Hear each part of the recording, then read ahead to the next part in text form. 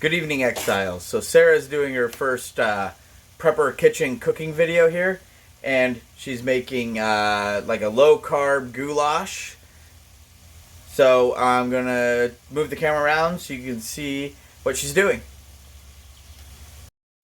All right, so we are trying to eat more low carb, more human diet, which is Dr. Ken Berry, if you're interested in that. So basically for us at this moment, it means we're eating no processed foods, trying not to eat seeds and grains and things like that that may not, or processed stuff like that that wouldn't have been part of a human diet. So not paleo, not keto, just kind of a combination of various things.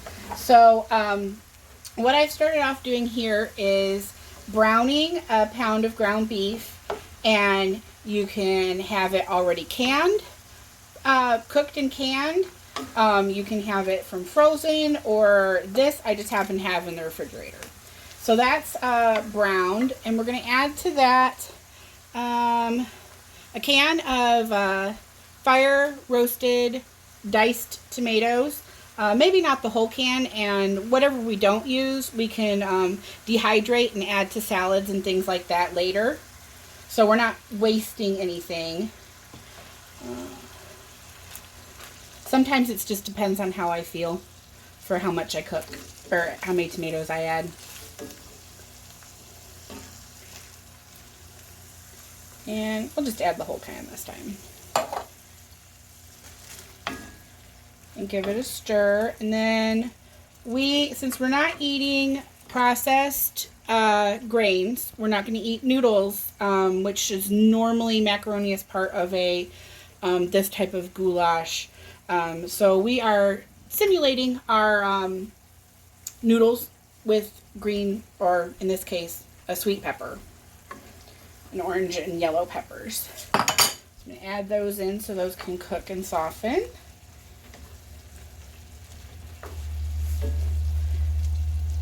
And then we add, I lost my Italian seasoning. All right. Italian seasoning. Later we'll do a video on how I keep and organize all my spices with shelf-stable backups and stuff like that. So I'm just going to add, in this kind of recipe, I measure with my heart. I don't have exact measurements. So whatever feels, looks good to you. This is probably about 2 tablespoons of Italian seasoning. And then I give it a stir just to see how it looks. And some of it is, how it smells too while it's cooking. And then, so the peppers, we happen to have those fresh on hand this time. My mother-in-law, John's mom, happened to have some that she wasn't going to eat. So she gave them to us, and so we're using fresh this time, but we also have dried peppers that we could, that we dehydrated ourselves, that we could add to this. And we can eat this over noodles, or for the kids, or, however you want to eat it. Or, can it for an emergency, or have it on hand with shelf-stable ingredients for emergency to make it, that kind of thing. And then this is onion powder. So probably about a teaspoon and a half, maybe a tablespoon or so of that.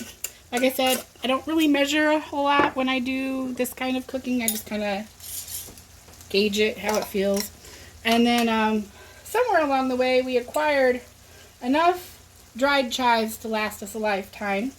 One of our friends gave us a box of dried chives that she got from a school that wasn't going to use them over the summer.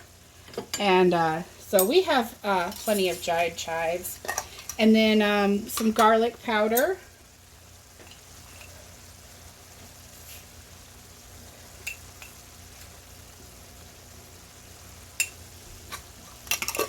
And a little sea salt.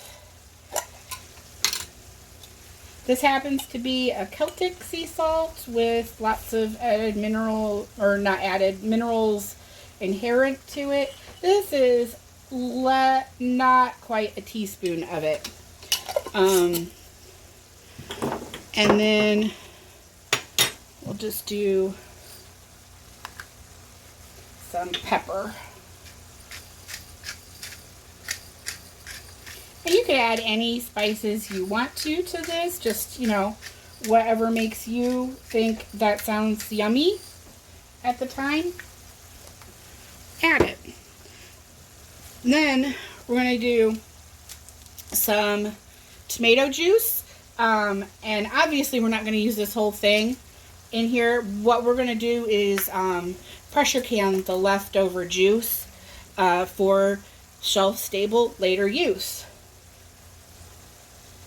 We're just going to add enough to make it kind of soupy. And we're going to stir it up and let it cook down. And then we'll be ready to eat it with, I like to add cheese to mine. Sometimes John does, sometimes he doesn't. But I haven't quite managed to wean myself off cheese yet. So anyway, once this cooks down, we'll be ready to eat it. Any leftovers, we can of course can them for future use.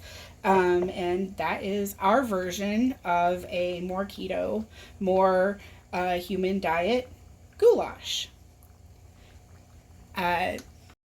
All right, so we've cooked it down some, and this is just about to the point where we will eat it.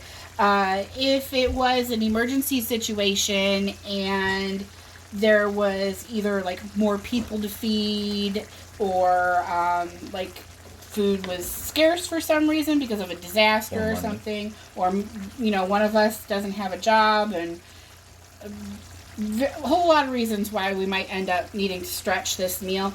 What we would do is probably add more of the tomato juice or leave it thin, and then we could put it over noodles or rice, even though that's not our food goal, our health plan goal for eating.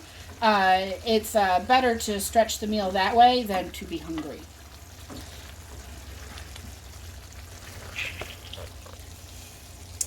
And we already have buckets of rice and beans and stuff like that stored up, and we're constantly working on storing up more. So if you're interested in that, click the video I'm going to put in the end card. And thank you for joining us. I hope you liked Sarah's first cooking video, and there's going to be more videos coming about techniques and how to, not just like recipes, but techniques and how to use stored food to cook awesome, delicious meals. And we're learning that, so we want to teach you guys as we learn. And we're also going to do videos on how we organize the kitchen so we can work out of it, so Sarah can cook with as least amount of stress and worry as possible. So I hope you liked the video. Leave a comment, a like, whatever. You know the routine. And remember, we as people will start rebuilding.